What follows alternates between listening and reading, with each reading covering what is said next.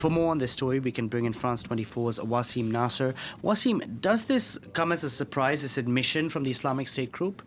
It's not a surprise. We were expecting them to claim responsibility for this attack, one of the deadliest against the army in Niger by the hands of the jihadis of this group. But in the same communique, they claimed also another attack, which is very significant too. They claimed the attack a few days ago against the prison of Koutoukale, high security prison of Koutoukale, which is only 45 kilometers from Niamey, the capital of Niger. And this is a very important prison. It's the second time that it's been attacked, first time by the Islamic State. It's very important because we see that jihadi militants are putting into action their policy that they used to do in Syria, Iraq, and everywhere else, which means liberating their own from prison, breaking prisons. This attack failed, if you believe the information coming from official sources in Niger, because the guards had the information prior to the attack. But despite that, it still tells us that the scope of action of the jihadis is getting wider and wider in the region. Now, what does this mean about the Islamic State group in the region in itself?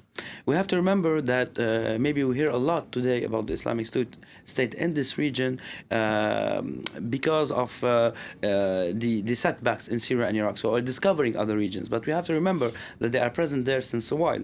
Remember the attack of Tongo Tongo too, where American commandos were trapped. Here's the footage of the... It's not the footage.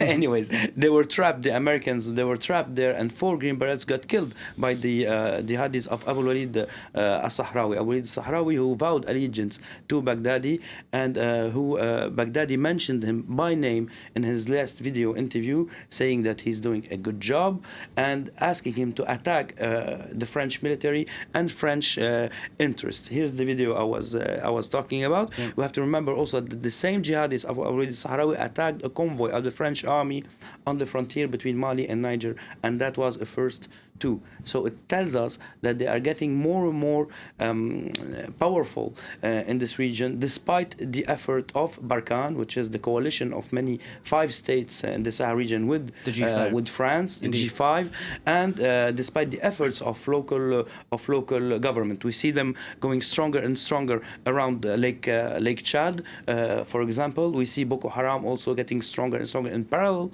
with them. And one more important thing, we think that them vowing allegiance to Baghdadi is just a label thing or a propaganda thing.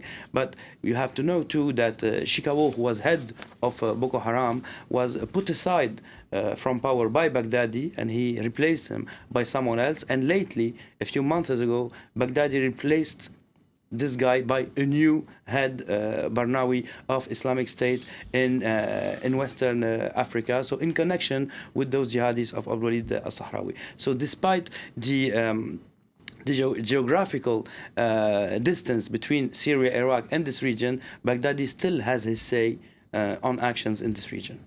Okay, Wassim, thank you very much for the update. Wassim Nasr there.